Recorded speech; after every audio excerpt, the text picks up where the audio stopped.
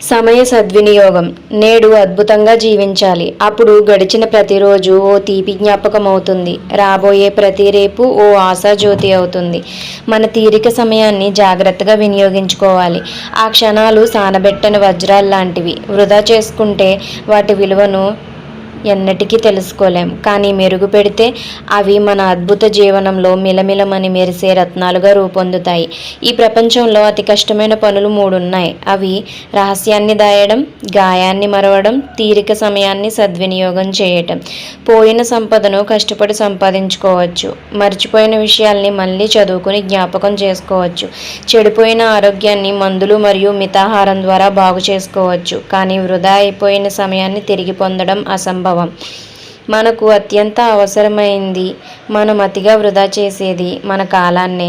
మన దుఃఖాల్లో సగానికి కారణం మనం దుర్వినియోగం చేసిన సమయమే. బాగుంది కదూ? ఇటువంటి ఒక మంచి కొటేషన్తో మళ్ళీ కలుద్దాం.